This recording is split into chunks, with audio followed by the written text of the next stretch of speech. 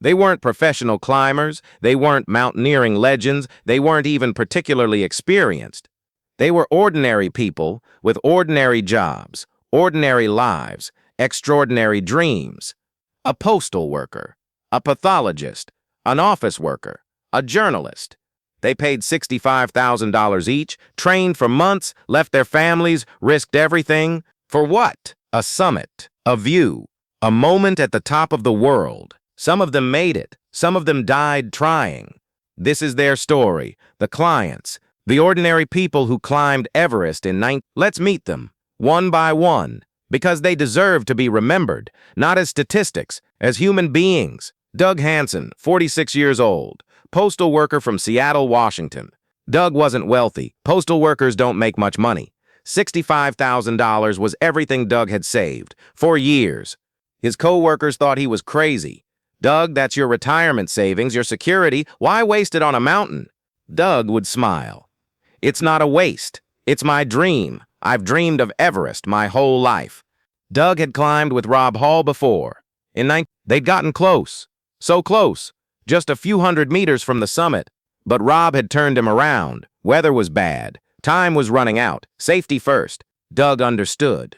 But his heart was broken. So close. So painfully close.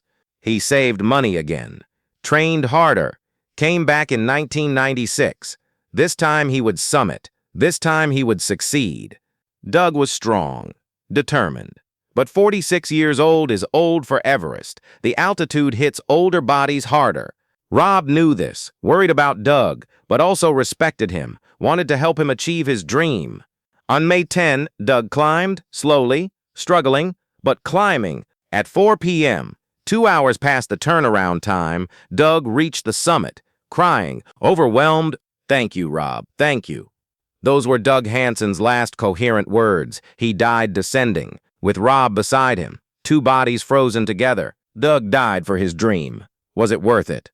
That's not for us to judge. Doug thought it was, and it was his life, his choice. Yasuko Namba, 47 years old, office worker from Tokyo, Japan. Yasuko was small, quiet, unassuming. You wouldn't look at her and think mountaineer. But Yasuko had a dream, the 7 summits. The highest peak on each continent, an incredible achievement. By 1996, she'd climbed 6. Everest was her last, her completion, her triumph. Yasuko saved money, trained, traveled alone, faced skepticism. You're too small, too old, too inexperienced. She ignored them, kept training, kept believing. On Everest, Yasuko was determined, focused. She didn't complain, didn't ask for special treatment, just climbed. On May 10, Yasuko summited. Her 7th peak, her dream complete. She took photos, smiled quietly, then started descending. The storm hit. Yasuko got lost, separated from the group, wandered off route. She collapsed in the snow, hypothermic, barely conscious. Climbers found her the next morning, still alive, barely, but too far gone to save, too weak to move, too cold to survive. They covered her with a sleeping bag, left her there, because carrying her down would risk more lives. Yasuko Namba died meters from camp after achieving her dream, after completing the 7 summits. Was it worth it? She thought so. She died having achieved what she set out to do. Beck Weathers, 49 years old, pathologist from Texas. Beck was different, loud, confident, Texan, full of personality. Beck had problems at home, marriage issues, life dissatisfaction, felt lost. Everest became his purpose, his focus, his escape from problems he couldn't solve. Beck's wife was against it. This is dangerous, reckless. What about us? What about your family? Beck went anyway, because he needed Everest more than Everest needed him. On summit day, Beck had a problem. His eyes. The altitude affected his corneas. His vision blurred, then failed. By the time he reached the balcony, 7,700 meters, Beck was functionally blind. He couldn't see, couldn't climb, couldn't descend safely. The group had to leave him, promised to get him on the way down. But the storm hit. Everything went wrong. Beck was abandoned, left for dead. Twice. He spent the night on the mountain, blind, frozen, alone. By all logic, Beck Weathers should have died. His hands were frozen solid. His face was frozen. His body temperature was near death. But Beck Weathers refused to die. Somehow, impossibly, he survived the night. At dawn, Beck stood up, walked back to camp, alone, blind, frozen. When he stumbled into camp, climbers thought they were seeing a ghost. Beck, you're alive? Beck survived. Lost his right hand, lost most of his nose, lost parts of his face. But he survived, against all odds. Beck's survival changed him. He went home, fixed his marriage, fixed his life, became a different person. Beck says Everest saved him. Not despite the tragedy, because of it. John Krakauer, 32 years old, journalist from Outside Magazine. John was the youngest client, an experienced climber, intelligent, observant. Outside Magazine paid for his expedition. In exchange, John would write about it, document the commercial Everest phenomenon. John thought it would be an interesting story, adventure journalism, nothing more. He had no idea he was about to witness the deadliest day in Everest history. John summited, descended safely, survived. But survival came with a cost, guilt, trauma, the weight of watching people die. John wrote Into Thin Air, the book that made the 1996 disaster famous, that sparked debates, controversies, anger. Some people praised the book, others condemned it. Anatoly Bukreev hated it, said John got facts wrong, misunderstood decisions. John stood by his account, said he wrote what he saw, what he experienced. The book became a bestseller, made John famous, but also haunted him.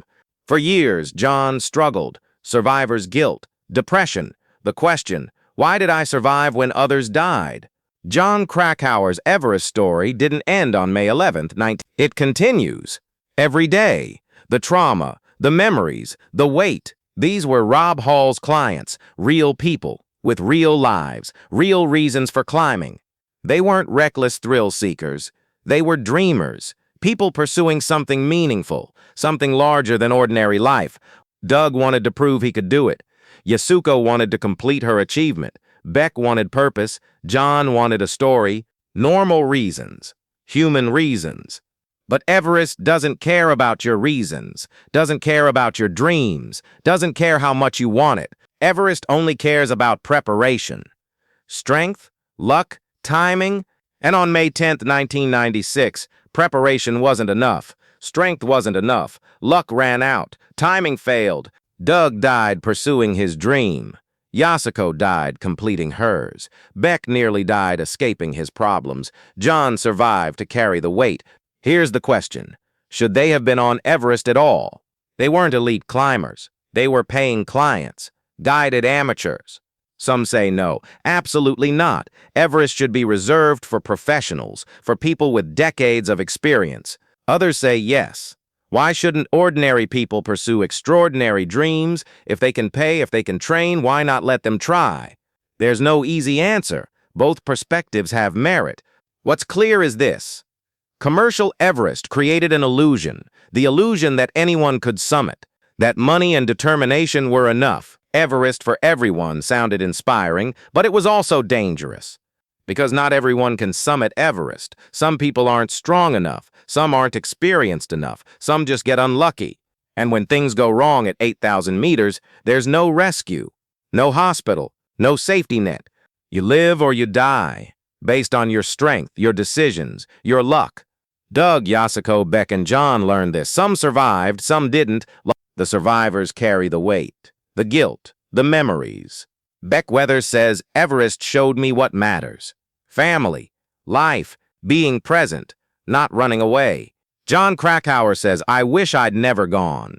The article wasn't worth the trauma, the lives lost. Different perspectives, different conclusions, both valid. This is part 5. The clients. The ordinary people who climbed Everest in 1996. They paid $65,000. They trained, they dreamed, they risked everything.